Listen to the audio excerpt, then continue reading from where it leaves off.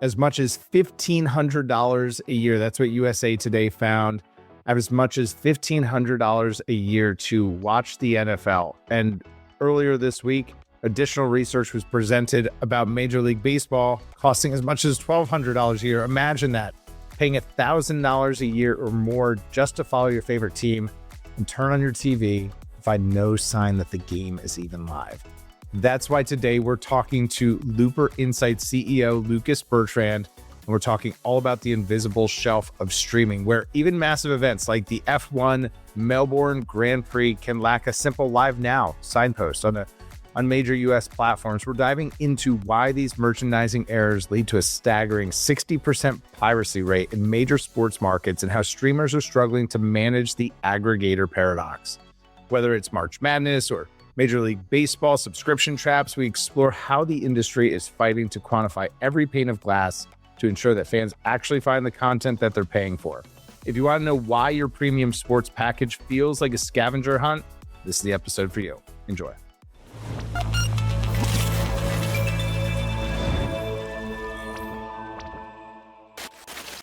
Lucas Bertrand, who is Looper Insights? What problem do you solve and who do you solve it for? Well, g'day, Tim. Good to see you. Thanks for having me. So Looper Insights is a merchandising solution at its core.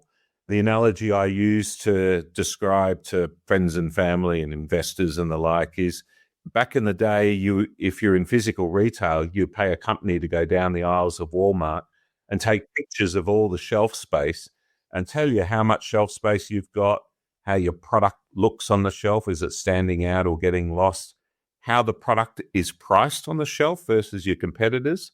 And then if they were good, they would then tell you what types of campaigns you could run within the store to sell more stuff. And what Looper does is really two things. So firstly, where's my stuff? Like the old Amazon piece, right? I'm trying to find my product. I spend $20 billion a year making this amazing content, and I'm distributing on connected TV devices around the world. I need to be able to track that and understand where it is. And then secondly, I want to understand the value of the placement that I'm getting. Like, am I on the good part of the shelf or am I in the boondocks? Right. That's important. So we're basically auditing all of these connected TV devices, and that's from mobile, smart TVs, set-top boxes, games consoles, streaming devices, dongles, pucks, you name it. Any pane of glass that you might use as a consumer to access content from a broadcaster, a streamer, a fast channel, an EPG, any of that. That's what we're tracking, and we audit that and we value those placements. And then we provide that data to streamers like your Prime Videos, your Hulus and Disney Pluses and Tubies of the world, as well as local broadcasters, people like BBC and ITV. We also work with some of the regulators like Ofcom here in the UK or other regulators around the world to help them measure how much prominence different apps or different broadcasters are getting versus others. So that's really in a nutshell. Cool. So we are trying to understand SKUs. We've got lots of SKUs. If we think about each of these titles, whether it's a show or a movie or an episode within a series, it has a SKU. And we want to understand where are all the places that SKU shows up. Maybe there are places where I have a custom SKU because it's bundled uniquely. It's a curated collection. There's probably lots of different ways that the SKUs have variability. But I want to understand where those SKUs are. Maybe they could be sold in, I'm going to use that retail example, but maybe they're just sold exclusively online through a D2C store, or they're only available in retail, or you can only get this special edition by ordering online and picking up in the store, or it's a vendor cart at a street fair, right? Like when you really start to extrapolate, how do I quantify the SKU universe across all of these retail places? You mentioned pucks and CTV hardware and apps, and these are all different storefronts. Yeah, they all operate differently. They do, and it's a very complex world. So we cover 25 countries, 250 different platforms. So we say a platform is like an OEM, like an LG or Samsung, or it's an MVPD like an Xfinity or a Cox or a Charter. It's a games console, Xbox, PlayStation, or streaming devices, Roku, pucks and Fire Sticks and all of those types of things. So, as well as mobile, right? iOS and Android, very important as well, certainly for onboarding and signing up to these services. And then there are aggregators. I read your article recently. You're talking about the Roku and Amazon. I thought that was really fascinating because, there's this aggregation layer that sits on top. Both of them are aggregating other third-party services, and bundling those and selling those is also part of the strategy. We see the Disney bundle, for example, very powerful, very sticky. We see competitors getting together to also bundle. Where I'm slightly surprised I haven't seen more of, and I think it's starting to kick in, is the stickiest bundle in my perspective. What was is it? Just bundle it with my broadband. How are you seeing that show up in the data? Well, so the churn on broadband is lower than churn on SVODs. So here in the UK, for example, Disney Plus has just been included in the Sky bundle. So I get Sky broadband, I get Sky TV, I get Plus, all part of that. HBO Max is launching, and I think in a week or so, we'll be tracking that very closely. So all of those are going part of that bundle. Well, that becomes something that's like, it's cheaper than getting them all on their own. I got it with my broadband. I've got it with my TV. It just becomes a really sticky proposition. I could definitely see that, and it's something that I'm constantly doing the math on. In fact, recently, we were talking in the lead up, I recently caught that I was paying for multiple subscriptions to streaming apps I wasn't using. And a few...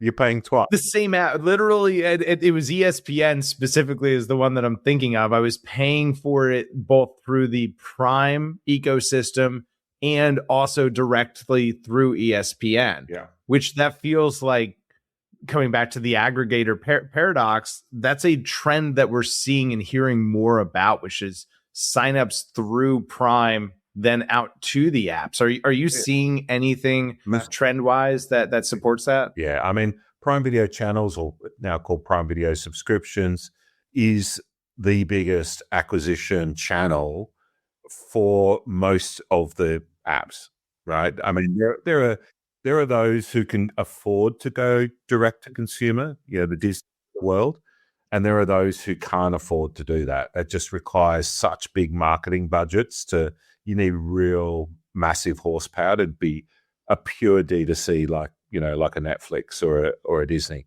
Kind of everyone else has got to go where the audience is. We used to have an old rule in digital distribution that just put the content in front of the audience wherever they are.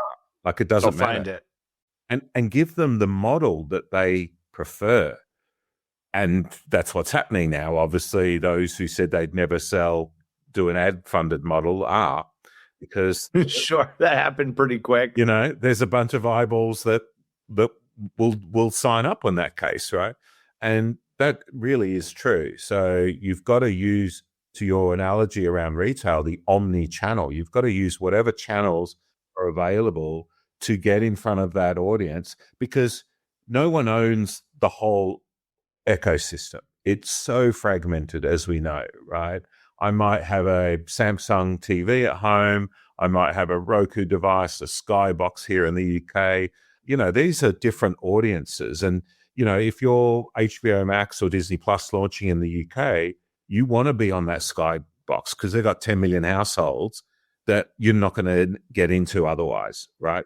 Right, but it's a lot easier to put your marketing bucks behind one channel, get your team focused, and importantly, make sure that you're getting promoted on the home screen, true above the fold, on that Sky device. That's how you're going to get those signups. And thinking about that, actually, the home screen and quantifying attention, if we equate this to a retail environment again, understanding the value of each of those placements and how that relates to the SKU that I put there, that seems like an important part of the equation, no? Yeah, hugely important. And, it's one of the things that's been lacking in the industry is just having a consistent metric that everyone can use, right? I mean, we understand numbers of devices sold. We understand understand engagement of those devices. How many times do people turn it on an average day? We understand CPMs in local markets as well. And so when you look at all of those things and then you look at the makeup of the user interface, you can actually calculate the value based on the number of eyeballs that are likely to land on that homepage. And that's a real value metric that everyone can use. We call it media placement value. We've been building that and rolling that out with our big partners. And that's a really helpful way for the partner marketing teams to go, okay, I can compare Samsung to LG, and I've got a common way of measuring how many eyeballs are likely to be on both, whether it's paid or earned. And earned media being the best bang for buck that we can all get, right? No one can afford to buy all the home screens, right? And even Netflix couldn't afford to buy the home screens, not that they do. They get it generally as a earned media deal, or a YouTube even. So you've got to be really careful about how you're planning to promote the launch of that new title or that new sports event, and which devices are going to give you the best bang for buck. I can give you a bit of money. I want to get some earned placements with that as well. And then I need to measure it and quantify it to make sure that I got it. And then I'm able to use that metric to improve on it, measure what matters. Well, if I'm measuring it, I can now improve it. And if that measurement is the same across all the platforms, then as a team, we can work together to invest in different platforms to drive the results we're after. Excellent. I'm realizing, Lucas, that there's one part of this. If we're using that retail metaphor, we understand the SKUs, we understand the shelf space, but these are digital goods with infinite quantity, and those apps don't necessarily talk to one another or share data. So the piece that we're missing from the equation is how many people are going into the store, how many people are picking it up off the shelf, how many people are putting it in their cart, taking it to the checkout counter and actually watching the thing, how many minutes consumed against that SKU, and then reporting those things back. Yeah, exactly. Is that still a gap? It is. And that's really one of the key issues here, is that if I'm an OEM, I've got the audience coming into my device. I want to be able to monetize them, of course, as best I can. I've then got commercial deals with the app owners. But I'm not telling the app owner how that user found their app, right? That's the problem, is the app owner is like, okay, I've got this piece of content here and my app here and this piece here. I don't know which thing they actually clicked on unless it was a paid campaign to open up my app. So that's where there's this disconnect. And that's part of the reason we exist, is to help fill in that gap and provide data and insights to help clients understand that if you can promote your title here, you're going to generate this amount of impressions and this amount of traffic. And then you can connect that data to your performance data to see the correlation. And so like an 80% plus correlation between placement and performance, which basically means you can promote something pretty crappy in a great spot and you'll still get performance. And you can bury a really good title and no one will find it. It's not rocket science, but it's, there's a logic to that in that retail analogy, right? If I'm down on the bottom shelf and no one can find me, no one's going to buy it.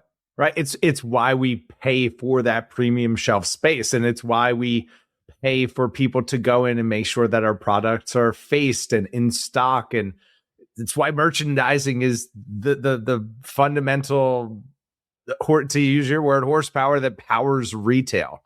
Is merchandising. And we're doing the same thing here in streaming.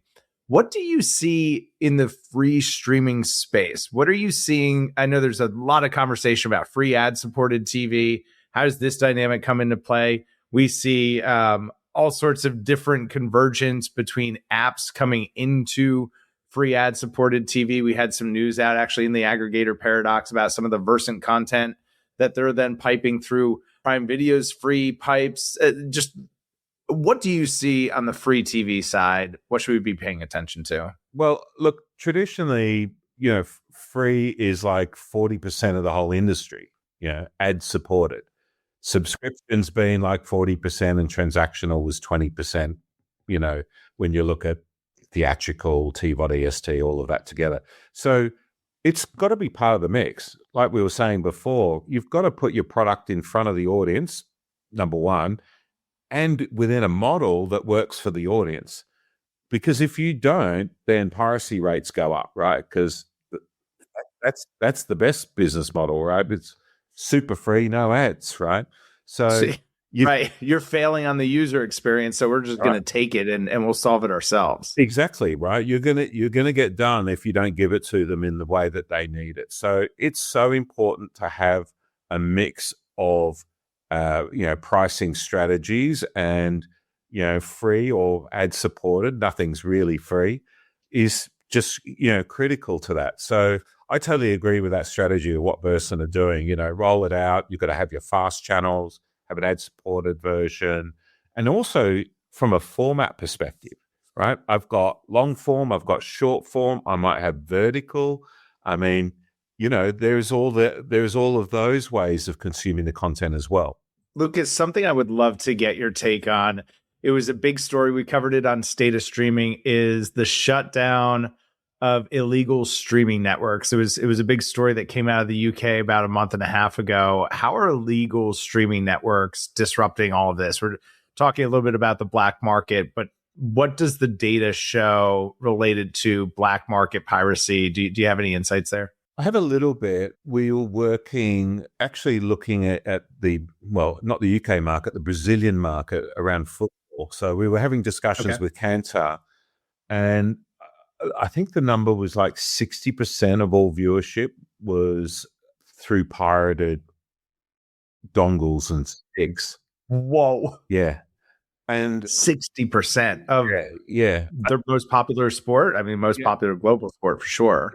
And it was just like crazy. Like, okay, well, how do you deal with that? And we were actually thinking from our perspective, because we track the UIs, we're like, we should be tracking that, right? We should onboard those dodgy sticks and start tracking their UIs and showing clients where they're positioned. I mean, not that they're necessarily going to be buying placement with the pirate, but at least know that, well, are you in front of Netflix at least? Are you, where are you? Sure. UI? I mean, if that's where the audience is, you should probably know about it. So that was like, that was pretty mind-blowing. I think, look, there's definitely a lot of work that's been doing. I know in the UK, there's a lot of work going on to reduce that. But, I still hear of, people down the pub going, oh, yeah, if you need that, I've got a mate, he's the engineer. He'll come around $120 a year, £120 a year, and he'll hook you up with the stick that will give you access to everything, And I'm just like, oh, my God, it's screwed, aren't we? La, la, la, la, la. My son came home the other day. Obviously, March Madness is going on here, and that's a big draw. My son came home. He's 13. He's in 7th grade. And Dad, I got to show you this website. You can watch all the March Madness games. You could just, and I'm like, first of all, that's super impressive because I remember doing exactly the same thing that you're doing. Also, I don't know if this is something I should write about on State of Streaming or something that I should just pretend I didn't even hear. So it's definitely something to be aware of. And I think for advertisers, we can't bury our heads in the sand and pretend it's not there, because our fans are there, our viewers are there. It's how a percentage, 60% in that case that you mentioned, it's how they're consuming the product. So it's something to have visibility and awareness into. To your son's point, the content's not all in a single place. It's not in the right business model. So he's searching. And there's a whole bunch of people who are doing that. I was speaking with Rick Howe.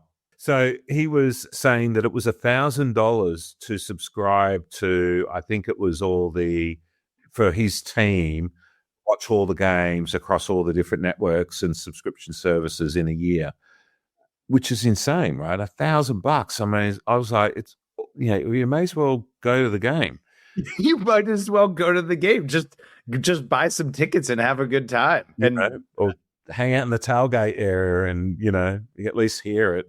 I mean, that's the reality. So that's where you open it up for piracy is you've got really high value product like that.